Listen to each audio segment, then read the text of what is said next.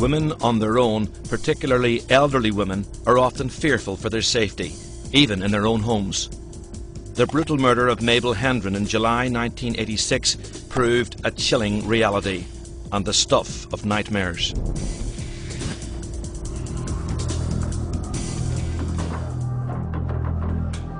On the 22nd of July 1986, three friends working in a garage in East Belfast hear a muffled scream from a neighbour's house and decide to investigate. Did you hear that? I think so. Am I allowed to check in? The noise appears to have come from the house of Mabel Hendron, a 68-year-old spinster who lives alone. He went to Mabel's front door, he rapped on the door, he shouted through the letterbox and he got no response. Mabel! He then went to a nearby neighbour's house who was in possession of Mabel Hendron's telephone number. They rang Mabel, they got no answer. Still no answer. And therefore, again, that raised their level of concern. This gentleman, along with two friends, then decided to investigate further.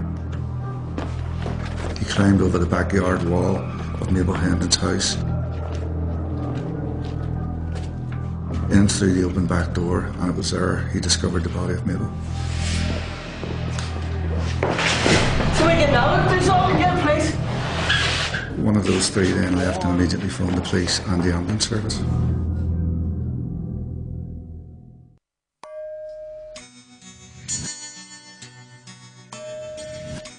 Mabel Hendron was a quiet, unassuming 68-year-old woman who kept herself to herself. Very, very difficult to know why anybody would have a motive to go in and kill her. I first met Mabel when I became in charge of the dining rooms in Strowntown School. She was the chief cook. Very, very, very quiet was the impression everyone got of Mabel. I knew that she was an only child, and I think both parents were dead. But she was so quiet and so self-contained that you never really found out any more about her background than that. My initial reaction was shock, total shock, horror, and sadness that somebody who was so pleasant, so inoffensive, should meet with a death like that. It would be terrible for anyone, but somehow in her case it was much sadder. She didn't deserve anything like that at all.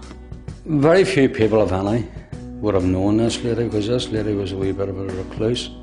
And it wasn't unusual, because the vast majority of people who lived in the Bullafield area at that time were elderly, and quite a number of them on their own.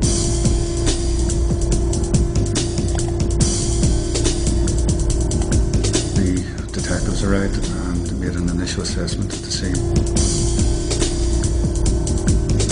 It was a small terraced house. It consisted of two reception rooms downstairs, a kitchen and two bedrooms upstairs. In the rear reception room, the body of Mabel Hendron was lying on the floor in front of an armchair beside the fireplace. Mabel Hendron lay in a large pool of blood. She had severe injuries to her throat, and it was most probable that she had died from these. Between the chair and the fireplace, there was a dental plate.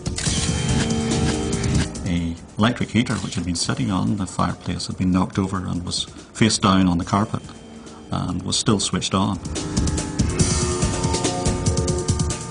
The initial process was about gathering information, about gathering evidence, and about collating a picture as to how Mabel Hendron met her death. The deputy state pathologist arrived to inspect the body at the scene of the crime before conducting the post-mortem examination at Belfast City Mortuary.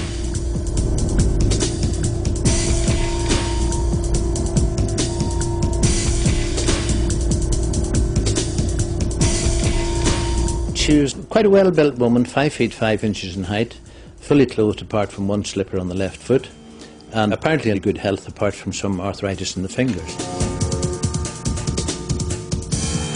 She had a number of injuries. The most severe was a series of incisions across the neck, 5 in all, interconnected. Some of the wounds were quite deep, and on the front of the neck, the voice box or larynx had been penetrated by the knife, and also on the right side, the external carotid artery and jugular vein had been divided. The bleeding would have been profuse from that artery and also from the vein. The cause of death was undoubtedly bleeding from the major vessels divided in the neck. Blood loss, in other words.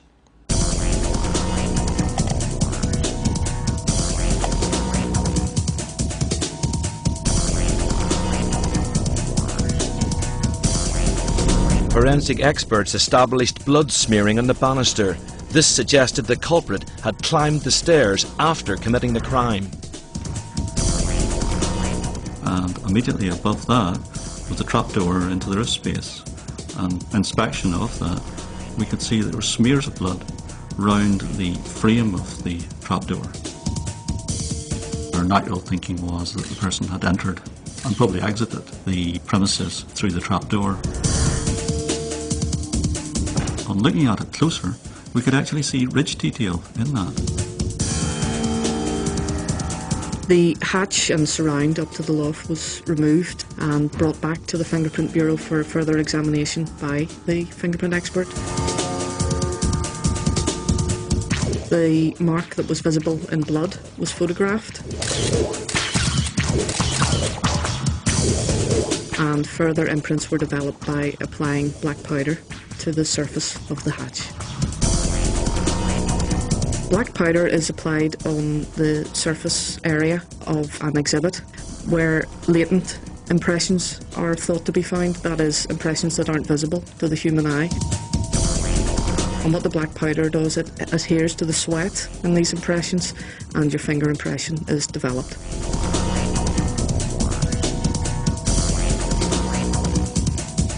When police officers went into the roof space, they were able to see that there was a hole in the dividing wall which led into the house next door. So immediately detectives were starting to focus their attention on who lived next door, because it was quite possible that the culprit escaped through that means. With evidence of an escape route leading through the house to the loft, the police now had a prime suspect, Mabel's next-door neighbour.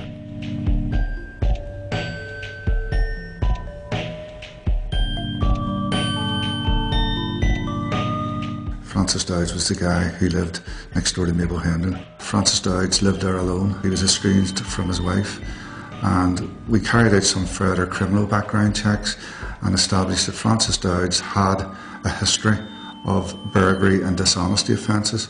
In fact, his first offence was committed when he was 13 years of age.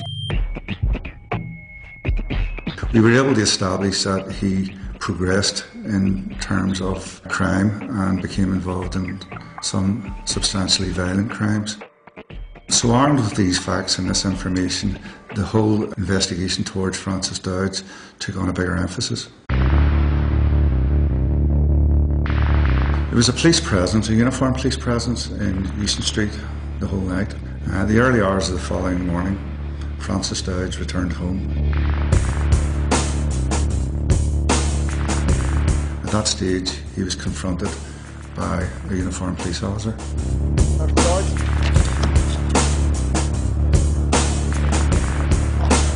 And he was subsequently arrested on suspicion of the murder of Mabel Hendron.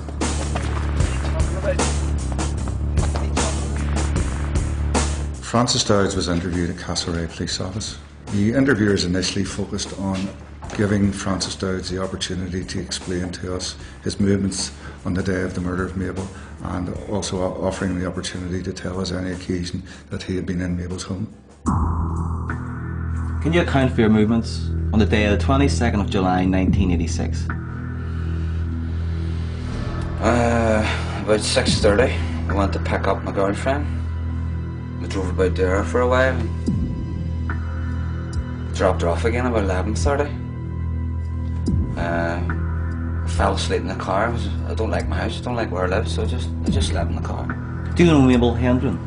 Yeah, she's my next door neighbour. When was the last time you saw her? It's been a while, I can't really remember. Were you ever in our house? No. Were you in Hendron's house yesterday? No, I've never been in her house. Have you ever been in a roof space? No. Are you in a position to say what the interior of a roof space looked like? Yeah, when I've been up in my own roof space, I've seen sort of hers. There's no wall between ours. There's no dividing wall between the two. Does Hendron's house have a trap door? I don't know, I know mine does. He totally denied ever being in the house next door.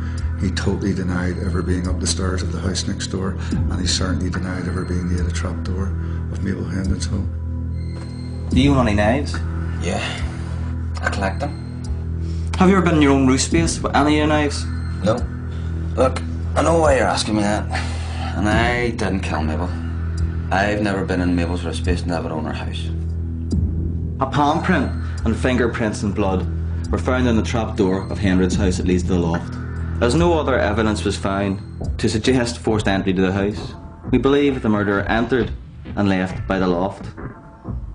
And the prints in the blood will tend to prove this. I don't believe you found any prints, and if you did, they're not mine. We also found blood spots and traces of blood on the wall and banisters leading up the stairs. So what? You know, if this is true, you know, they're not mine. I've never been in Mabel's house.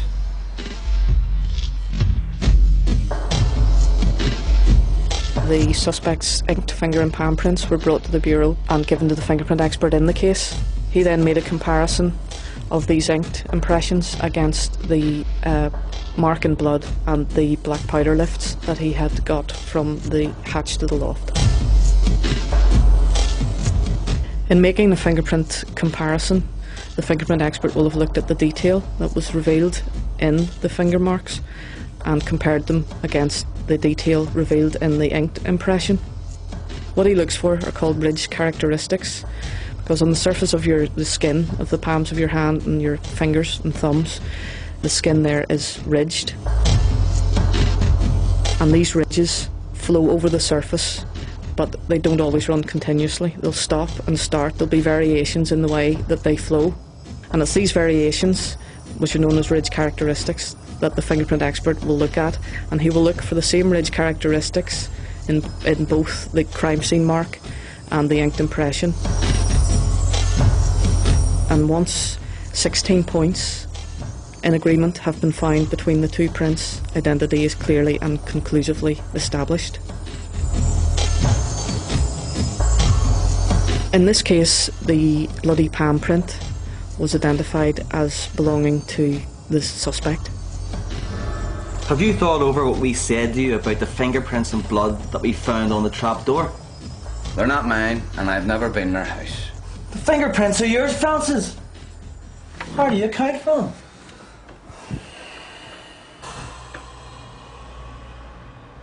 When Francis was confronted with the evidence, he again totally denied that it was he who left that mark, and he claimed consistently in interviews that the fingerprint expert had made a mistake in this case.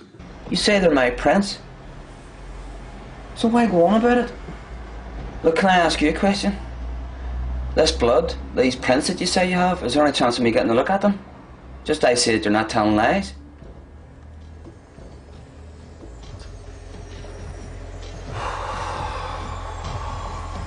At the end of the second interview, Francis Dowd did ask to see the actual material, and he did ask to see the trap door with the palm print in the blood.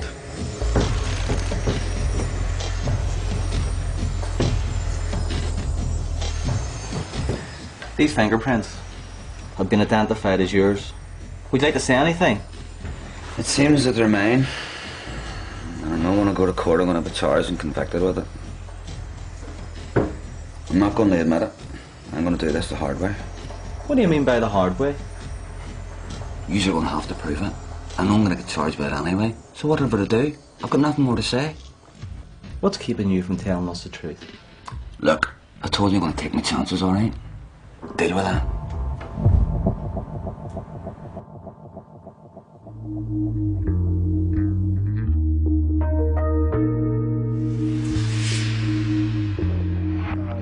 Police were anxious to interview the girl Francis Dowd said he was with on the night of the murder.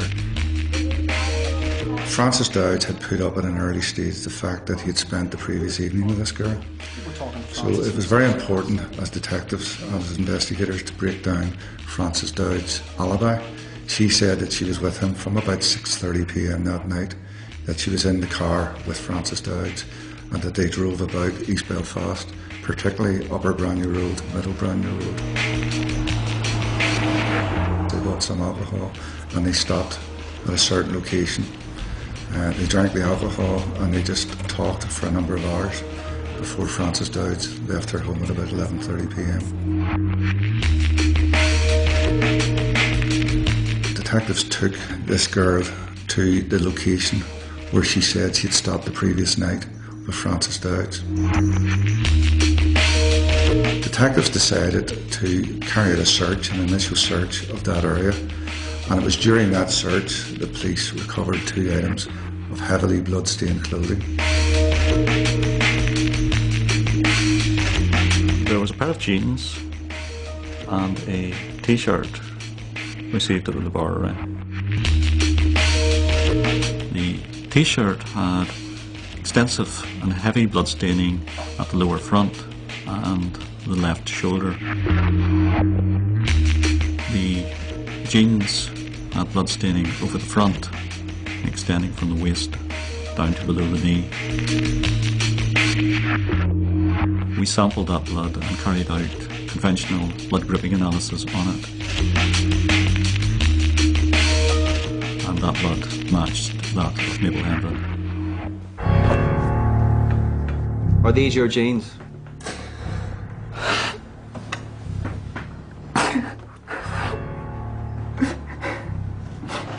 Were you wearing these jeans on the 22nd of July, 1986?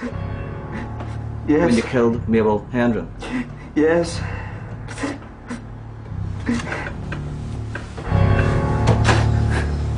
Can you look up? Can you look up and identify this shirt and say if it's yours? Yes. That's it. It is yours? Yes. Were you wearing this shirt on the 22nd of July, 1986, when you killed Mabel Hendron? I told you I was wearing them.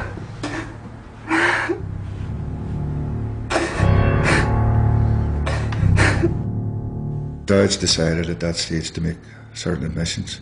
Police officers then handcuffed to Francis Dowd, took him to the area of the Middle and Lower Branya Road. At that stage, Francis Dowd pointed out separate items. One was the knife which he claimed he used to kill Mabel Hendron. He also pointed out the handbag which he had stolen from Mabel Hendron. He also pointed out the money in a separate location which he had stolen from Mabel Hendron.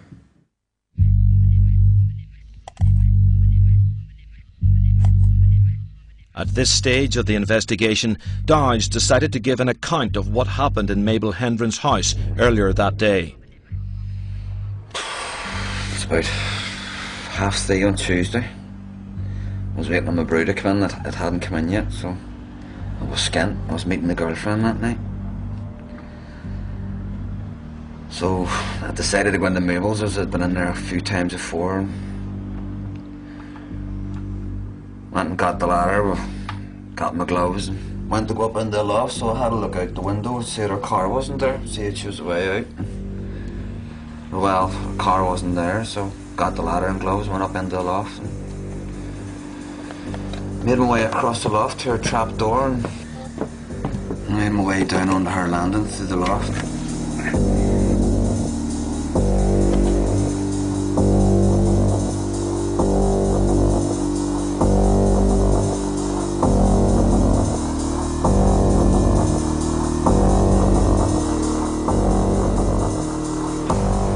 Down in the living room and I was hooking through this bureau cabinet type thing, and I was maybe only there for 5-10 minutes and I heard the front door slam, so I knew that was Mabel home. I just ran as quick as I could towards the back door, but probably when I only got to the scullery door, Mabel saw me and just started screaming. What are you doing here? Shut up! I panicked and ran at her and runs and stuck a knife under her throat. I laid her down on the ground, and that's when I noticed all that blood all over me. It was on my gloves and all. So I lifted her handbag, it lay beside her after I'd stabbed her, and run back up the stairs and noticed there was blood all over the banister and stuff, and I knew it came from the gloves, so I took the gloves off and threw them up into the loft along with the knife and the handbag and stuff. Climbed back up into the loft and made my way back across the loft down in the mine.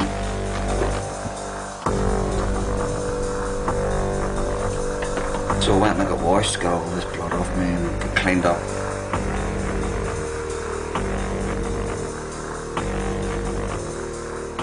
Put the stained clothes into this bag with a knife and money, a handbag, just everything fired into this bag. I had to meet the girlfriend at 6:30, so I went and picked her up about 6:30 and drove about the area and got a few beers and some fags and stuff.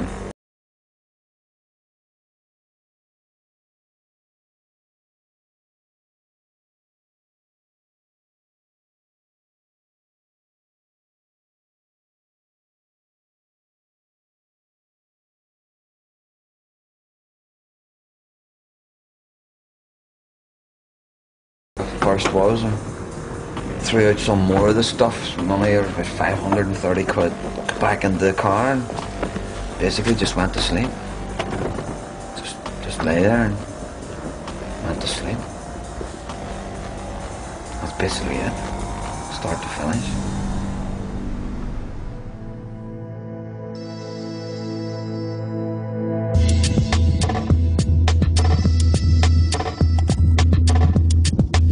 On further investigation, it emerged that the story Frances Dowd's told was not as chilling as the truth.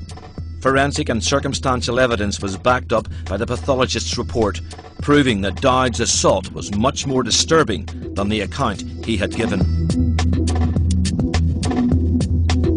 There were numerous abrasions over the lips with some bruising, suggesting that they had been compressed by a hand, probably at a time when she was struggling. And there were also a number of small abrasions of a type made by fingernails on the right jaw margin.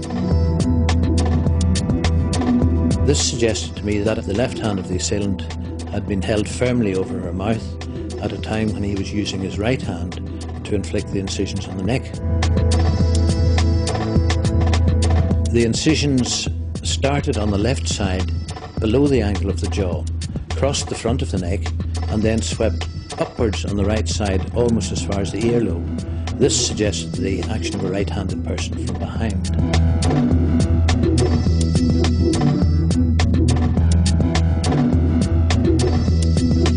Blood staining was both on the back of the armchair and on the seat of the armchair. On the wall behind the chair there were several small splashes of blood which had struck the wall obliquely, and it was apparent that these droplets of blood had originated from a source which would have placed them about head level in the chair. To me it appeared that she'd been attacked while she was seated there, with her back well into the chair, and they probably held her from behind and pulled the knife across her throat. This obviously, again, was totally contrary to the account that was being provided to us by Frances Dowd, and it led us to the obvious conclusion that it was a totally inaccurate account that he was providing. From the forensic and pathology evidence, police were able to deduce that Frances Dowd entered the home of Mabel Hendron through the adjoining attic. Armed with a knife, he slipped through the trapdoor. It was an access he had used many times before to spy on Mabel Hendron and to steal from her. He found the pensioner seated in the front room with her back to him.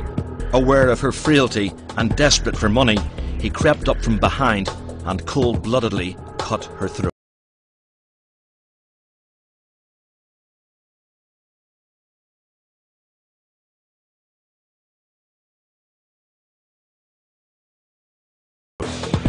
He proceeded to burgle her house steal her property, and then left by the same way that he entered, namely through the trapdoor of Mabel Hendron's home.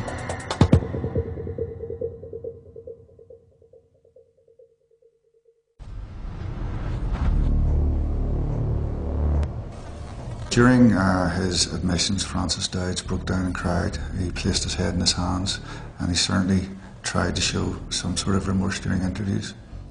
I don't, however, accept that remorse. Francis Dowds continued to argue his case that this was an accidental killing, that this was not premeditated, that he had gone in with one intention, and that intention was to burgle the home of Mabel Hendron. He therefore tried to put forward the defence of manslaughter and not murder. I think the evidence is overwhelming to show that Francis Dowds murdered Mabel Hendron, and it was a premeditated attack. Francis Dowds was now facing 2 criminal offences, burglary and murder.